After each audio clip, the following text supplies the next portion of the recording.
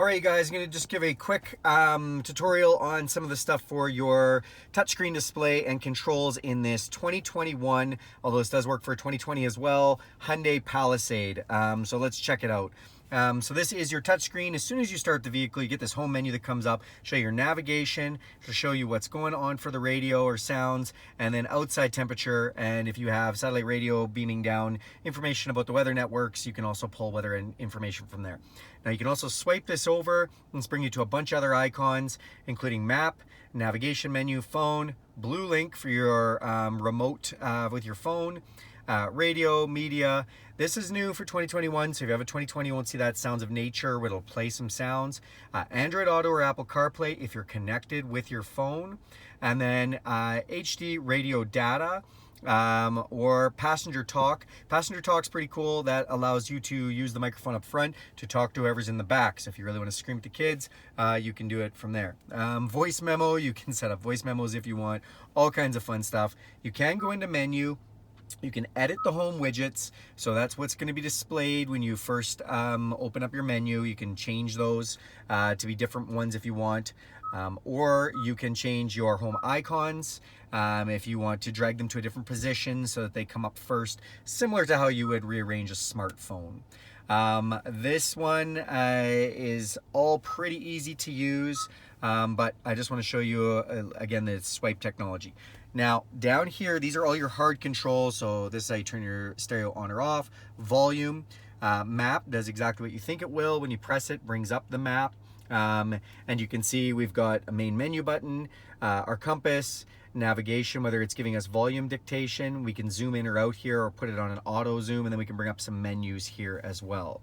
If we hit the nav button, that is going to bring up how we change where we want to go. So we can do places, points of interest, previous destinations, address book, Hyundai dealerships, it's kind of nice, cancel the current route, look at the route we're on, edit the route we're on, or look at different route options. This I also love. They have on the bottom here 5 favorites, and you can just pre-program home or work or your best friend's house or whatever you want to do, which can be kind of handy. Next button down is radio. It does exactly what you think it will. It will bring you down to the 3 radio options, FM, AM, or satellite radio, where you have options for all those things. Media. So media is going to bring up what type of media you want to listen to. Now this is a 2021, so that's the only difference between 2021 and 2020 for this, is it now has a sounds of nature where you can have calm scene waves, rainy day, open air cafe, warm fireplace, or snowy village. On the 2021 is ambient sounds. If you don't want that, you can just listen to whatever type of media you have as far as Bluetooth or anything else. Just coming back out of that again, it's your hazard buttons. This is how you change your radio station or songs.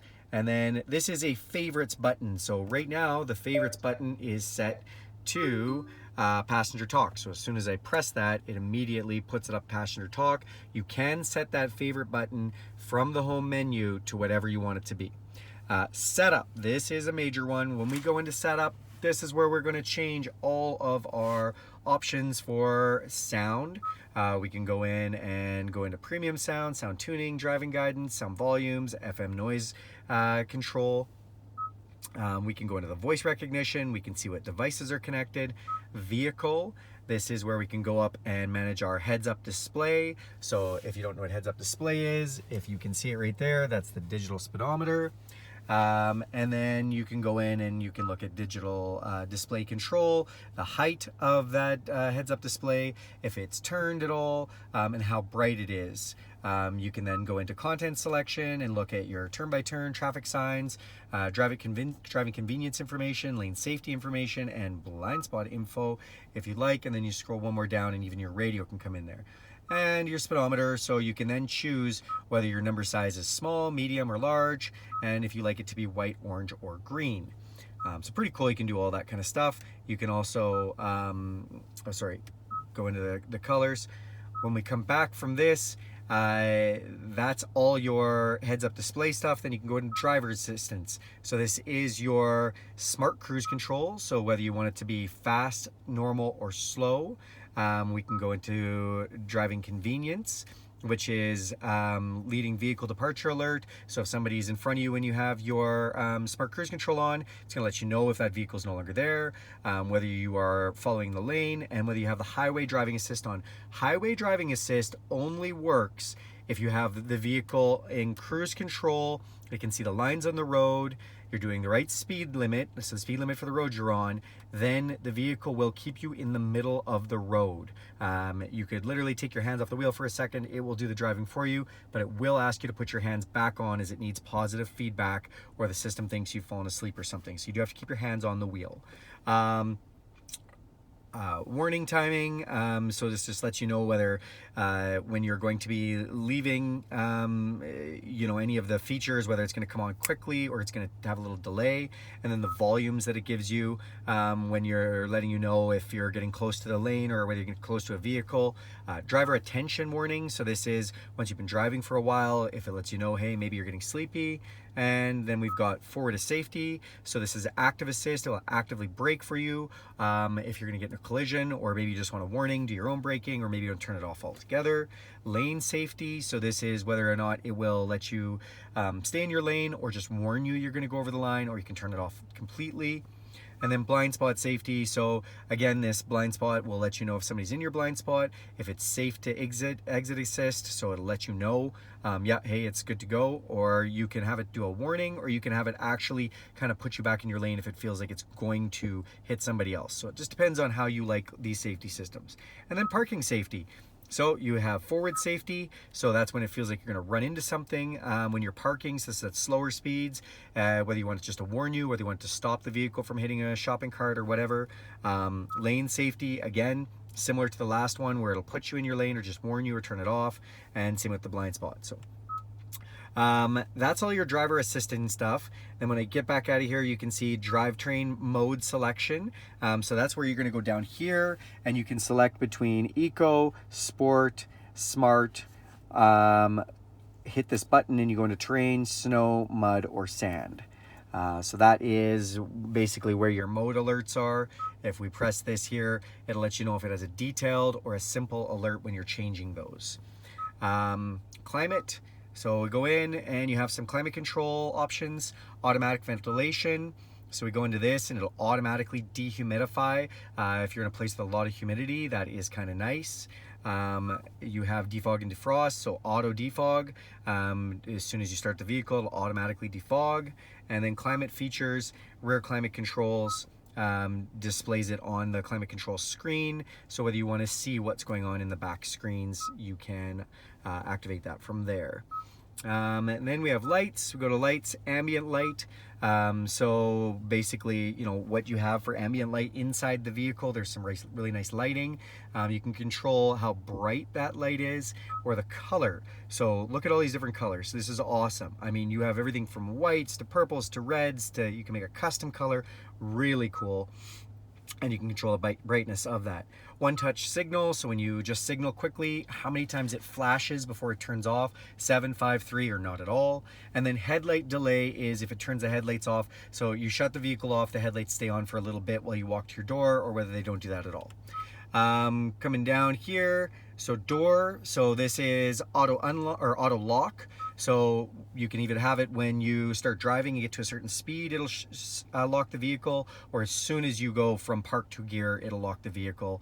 And then if we go back to this, so we've got auto unlock, same feature, but whether or not it automatically unlocks, you can have it while you turn the vehicle off, when you shift into park, or not at all. And then our next one is whether or not the vehicle, essentially when you hit the unlock button, if you have to press it once or twice to unlock all the doors. So right now I have it set so I have to hit twice to unlock more than just the driver's door. So 1, 2, all the doors unlock. Power liftgate, that is turned on. And then power liftgate operating speed, so whether you want it to be fast open and close or slow. Some people are impatient. And then you have power liftgate opening, you have smart liftgate. So smart liftgate is, it'll sense the fob when you're behind the vehicle. Really cool. You have to wait 15 seconds. You have to get out of the vehicle, hit lock. That's very important. Then you have to wait 15 seconds. Then you just go 2 feet, 3 feet behind the vehicle. The lights will flash and it'll open automatically, sensing the fob. Kind of cool stuff. Then we have our cluster, so we can set up the service intervals. So this is enabling service intervals. We can set up distance, duration, or reset everything. We can go into energy consumption reset, can do it after we turn the ignition off, after refueling, or not at all. Content selection, so this, whether this pops up, whether it pops up for gear position, what our wipers and lights are doing when we change them, traffic signs, so to display, speed limits and everything, blind spot, whether that indication is on, and then if it gets cold, it'll tell us it's maybe icy roads. Then we have a welcome sound. We can turn that on. So that's when the cluster turns on, you start it up, it gives you a little welcome chime. Some people like that.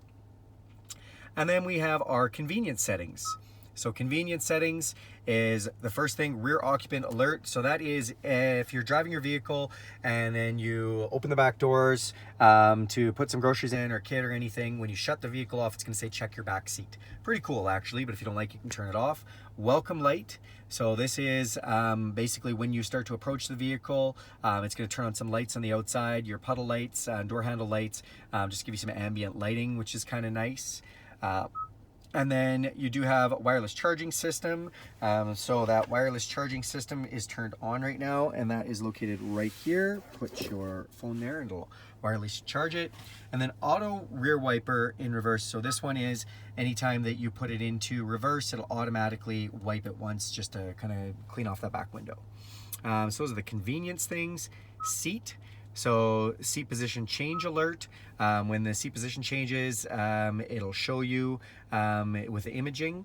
And then third row seat back folding. So you can actually fold or unfold this from this screen. And then seat easy access. So this is whether it's going to slide back when you turn the vehicle off. And if that's going to be the feature turned off totally, just go to kind of most of the way back or extend it as far back as it can go. And then you also have seat easy height access, seat height easy access, and that makes it slide back and go all the way down. When you first get in the vehicle, it's all the way down and back, and then it goes up and goes back to the spot it's supposed to be. Next thing we have here is you can just reset everything.